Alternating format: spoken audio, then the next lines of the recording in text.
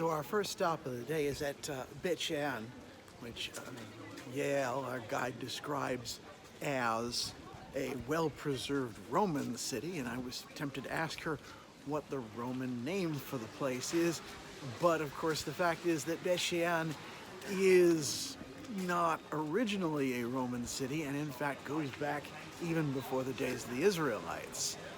So whatever its Roman name is, isn't its original name. This is the city where the remains of Saul and his sons were displayed after they were defeated on the mountains of Gilead. The Roman city isn't the original one. It is just the most well-preserved part of the city. This is the model of Nysa Scythopolis, which, again, Greek name for the Roman city that is Bet Shean. Nysa refers to, apparently, the nanny of Dionysus, the god of wine. So the temple that's in the middle there, which you can see on the hill beyond us, certainly it's situated on that hill, is a temple for Dionysus. Bet Shean was basically part of the Decapolis. In fact, it was the only one of the 10 towns that's located on the western side of the Jordan River. According to Yale, it's not likely that Jesus showed up here because his focus was on the Jews and give them a chance to hear his word first. And once they rejected him, he would send his disciples and apostles and those that they appoint in turn to minister to the Gentiles going forward. As with in Caesarea Maritima, we have here an example of a Roman amphitheater. The Greeks built into the sides of the mountains for their amphitheaters. The Romans would build theirs as a freestanding building. And what we have here that remains is only the first level. We're told that this thing actually extended up 3 levels and could hold as many as 6,000 or 7,000 people. So you can tell that if everyone was at the theater, this is a very large town. Just as evidence that this is a freestanding building, I'm leaving out via the vomitoria. And yes, that may be where we get the term, but it doesn't mean that people would go and cough up their guts. It just means an exit. And we've taken it from that general meaning to something completely different. That's how language evolves. But this is basically the back end of the theater, as I'm going to walk around it to meet the rest of the group. If I remember correctly, we're on the way to the bathhouses, but before we get there, I might as well look over my shoulder and show you the theater from this angle. There's really quite a lot to be seen here in Bet Shean. So to call this a bathhouse is a little bit misleading, or at least it gives you the impression that you're just here to bathe, and that's not quite true. I'm standing in what would be considered a changing area or a locker, except, of course, there's no place to lock anything up. You just set your toga down and hope nobody steals it, to be honest. Then we go out into the open area here, which is sort of an exercise room, like the gymnasium.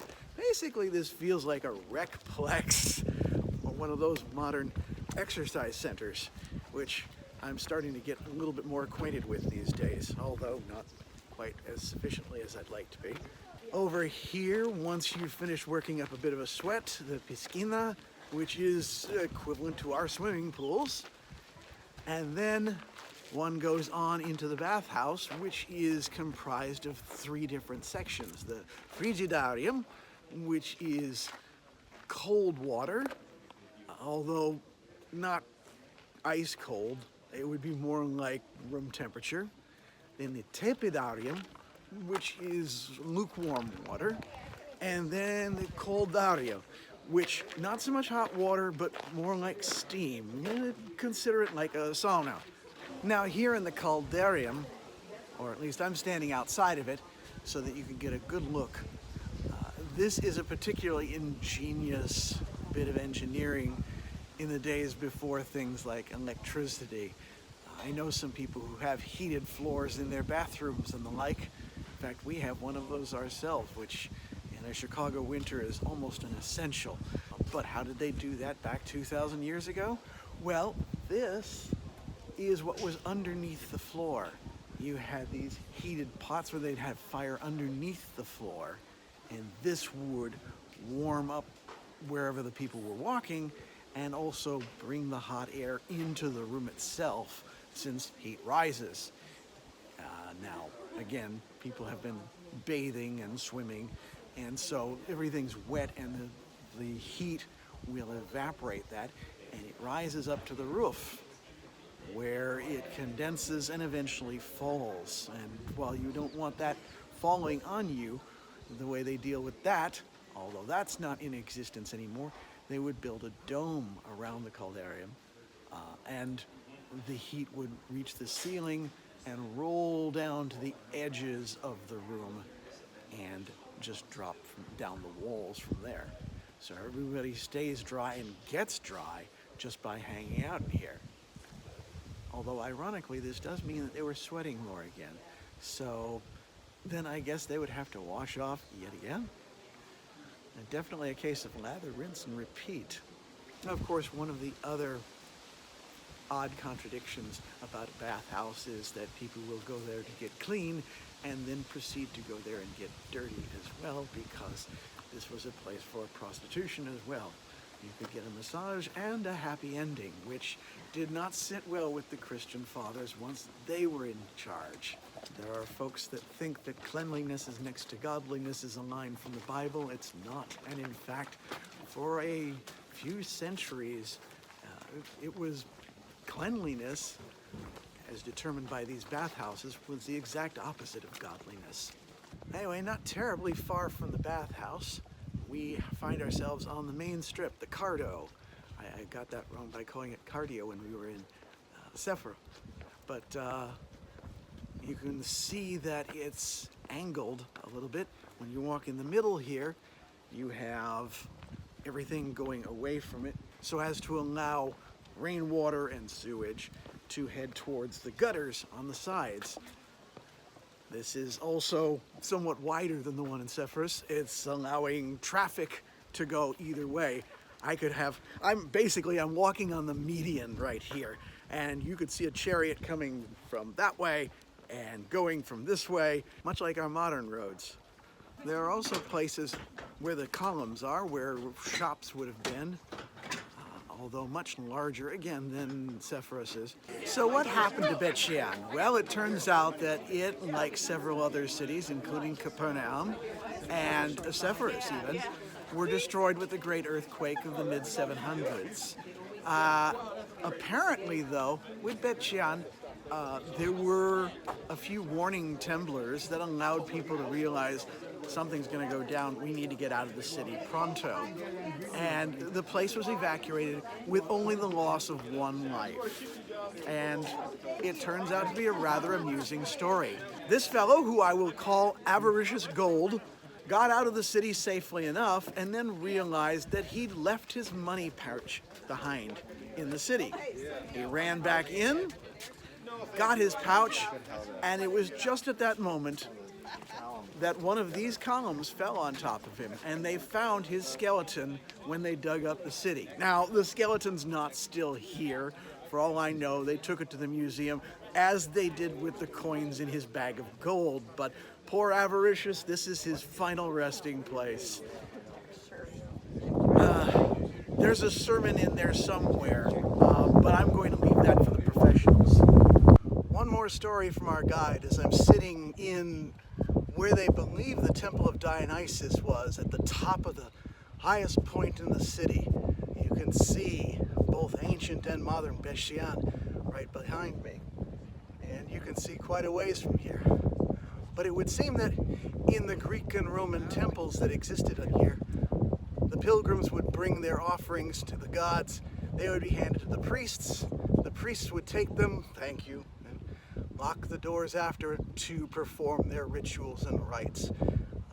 your average worshiper didn't get to see what happened.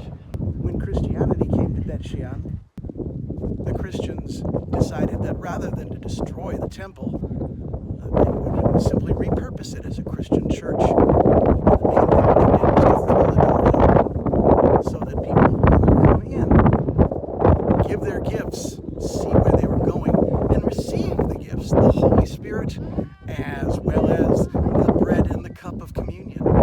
And needless to say, that worked wonders as far as getting it accepted, because there were no secrets, nothing hidden from the average would-be devotee, and it took off like a wildfire. One of the problems with such a whirlwind tour as we're taking is that we don't get a lot of time to wander about each of the sites as we get there. So this is the first time that I've actually been up on the peak of Bet Shean. It's quite the view from any way you look at it, although I'm sure in the camera lens it's all pretty small. You can literally see things in every direction, not always historical necessarily. That seems to be an industrial plant of some sort, but at the same time, it's an impressive view nonetheless. They also have a reconstruction up here of what the temple may have looked like, and you can see where the foundations, the original stones are, and then everything built up atop it. I've mentioned on several of my other trips how the weather can make or break a destination.